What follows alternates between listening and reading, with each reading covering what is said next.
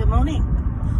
Okay, a really quick one this time, because everything I hear at the moment is about this so-called virus, which is going to shut down the whole of the world, basically. They're talking about shutting down schools in the UK for a couple of weeks, maybe even cities. So I'm sitting there and thinking, okay, where's the logic? Where's the logic? So if you had a situation where you've got, say like MERS. MERS was a virus, came out, I think it was 2011, had a 34% mortality rate. SARS, that had a 10% mortality rate. They didn't close the country down at all. Wasn't even a whisper of it, didn't even think of it. Just told people to be more careful and cover up when they coughed or sneezed. Put it in the bin. You know, sneeze into a tissue, put it straight in the bin. Be thoughtful about other people. So, we've got this coronavirus, which is just another strand of existing coronaviruses, apparently. Which has a mortality rate of about 3%, kills most people. Most of the people it kills is over 80. So these are the people who are not able to withstand a high viral infection. And this is a respiratory one, so they're saying it can hit people with respiratory problems harder. That's me. So why talk about closing down whole countries because of something that has a mortality rate a lot less than some of the viruses that we've had in recent years? And basically the hype, the media should be shot, and the media are hyping it up and scaring people. So where's the logic? Where is the logic? Do you know what? It makes absolutely no sense to me whatsoever. I can't work out either. It's a hell of a lot worse than what they say, and they're covering up the numbers. Because, you know, 3% and mainly over 80 is not an epidemic in any way, shape or form. I'm not worried about it, by the way. And I'm over 50 and chronic asthmatic. So I've died from asthma attacks. So basically, so it's either that or they're trying to smoke and mirrors you. So you watch over here, concentrate on that bit, and we're going to go over here and do this. Some people are saying financial reset. If it means that the virus isn't as bad as what they're saying, no. Even if it means the virus is as bad as what they're saying, they still wouldn't shut down. So either the virus is a lot worse and they're covering their arse to stop the spread, or it's being used as an excuse to do something. So when they started talking about shutting schools yesterday morning on the news, you know, they're talking about closing schools for 2 weeks. I'm like, effectively, what does that do? So they're saying they're protecting the youngest in the community, but the mortality rate is 0. You know, kids don't die from this. So there is no percentage to put to this. So what would be the reason? The only thing I can think of is that if you bring the kids home from school and tell them to stay put, effectively what you're going to do is you are going to make housebound the parents, because what parent is going to still go to work if the children have to stay home from school to protect them? So no responsible parent is going to have their kids home from school and then go off to work. It's just not going to happen. You know, the first rule is you protect your children. So if the government is protecting your child by keeping them at home, then you need to protect your child by staying at home. So there's a huge number of people going to be taken out of the work environment. Apart from the fact, then, you know, you've got to have somebody to look after them. So shutting down cities, pretty much, they're talking about that. All they have to do is close one thing and everybody else will say, right, that's it, I'm staying home. Because if they close cities, it stops all the commuters, all the people that are working in the city, all the shops and offices and everything like that. They won't go to work for 2 weeks, right? It's going to close the economy off for a couple of weeks, apart from those that can work from home. And those that can work from home are going to work from home, and the rest of them are going to be on an enforced stay away from your job place, your workplace. However, people outside cities are going to go, hold on a second. If they're closing down cities, why am I going to go to work? So not only are they going to close down the cities effectively, and rightfully so, if they do that, then everybody will stay home. There would be absolutely no incentive for anyone to leave their house, because it's going to shut down everything. And here's where my mind goes.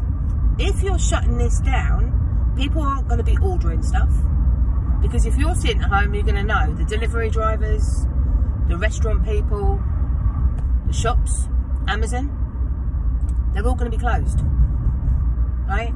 Because everybody else is going to stay home as well. So logically, when you're sitting at home, you've got no way of spending money. Think about that for a minute. So you have no real way of spending money. So what's that going to do? That's going to send less traffic to banking apps, Visa, obviously MasterCard and all the credit cards. So what will that be an opportunity to do? Switch over, updates, upgrades. See where I'm going?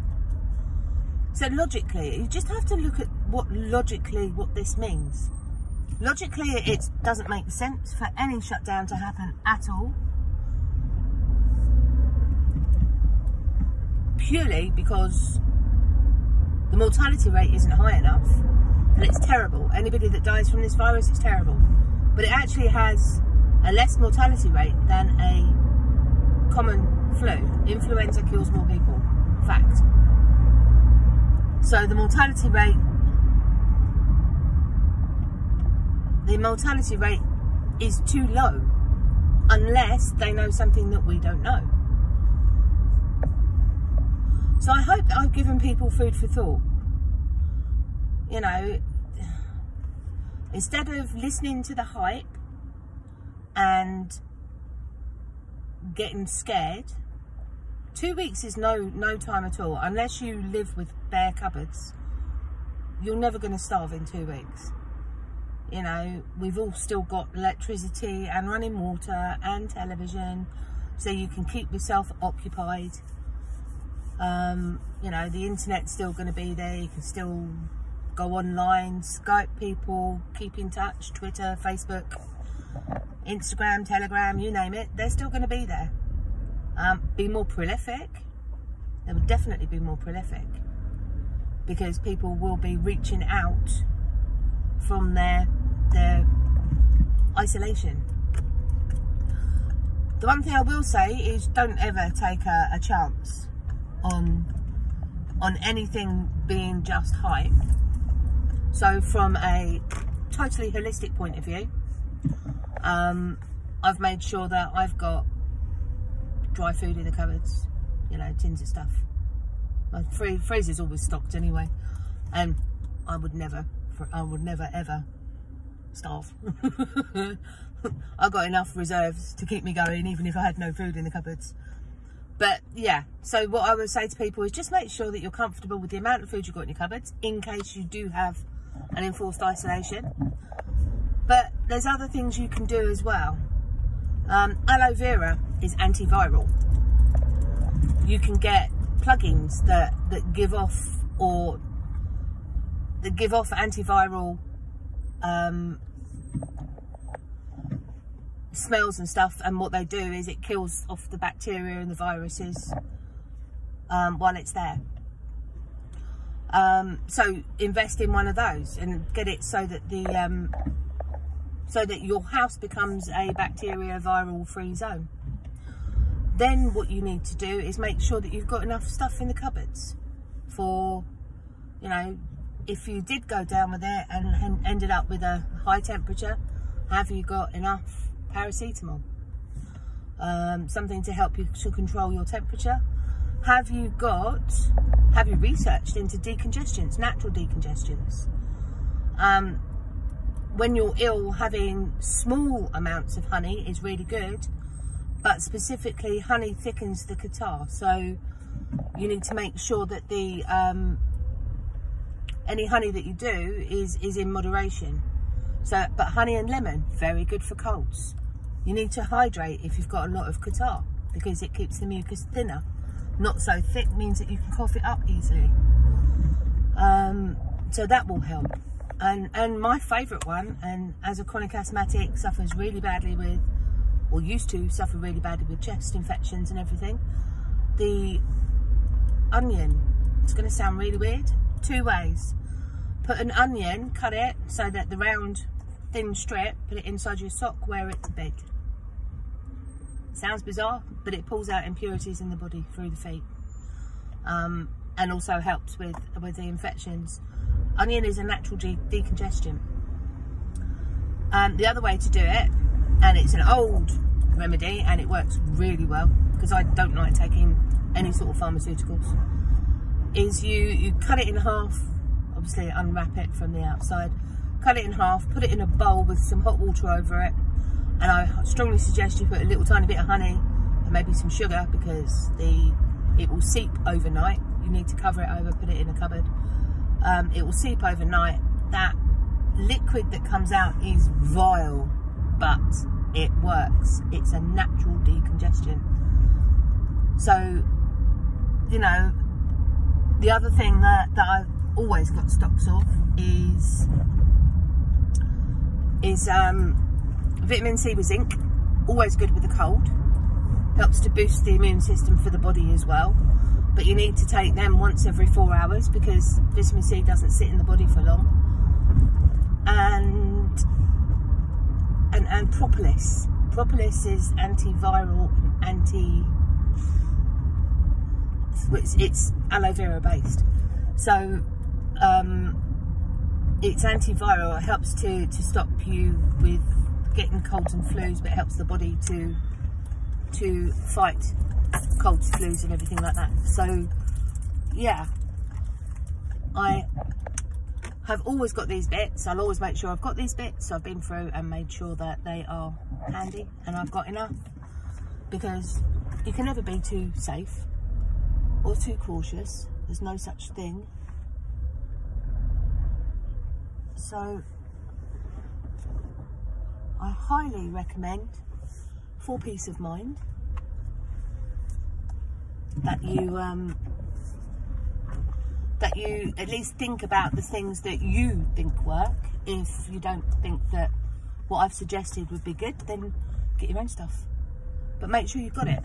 And then in case the worst happens, and we're only talking worst case scenario here, you know, if worst case scenario is that basically you get a cold, and if you get a cold, then you're equipped to deal with it. It's the flu. It's a chest infection, flu virus. And if your immune system's good, if you are walking regularly in the outside, you know, your body is going to be pumping. Your body can fight anything. But also, you know, you can do stuff that will help you to fight that sort of thing. So anything to do with aloe vera, propolis, vitamin C, echinacea, you know, just normal stuff that you should already have in your cupboard. But, you know, in the view of everything that's being said and On the off chance that this is a big cover-up and it's actually going to be worse than what they say, I don't think so personally, but, you know, it helps to be prepared. Plus the fact I'm quite looking forward to staying home for 2 weeks. It will be quite nice to have an enforced isolation and, yeah, and catch up with an awful lot of stuff. So, be safe, be happy, be kind to yourself and the people around you. And good morning, good afternoon, good evening, and good night wherever you are in the world. Take care. Bye, bye, bye.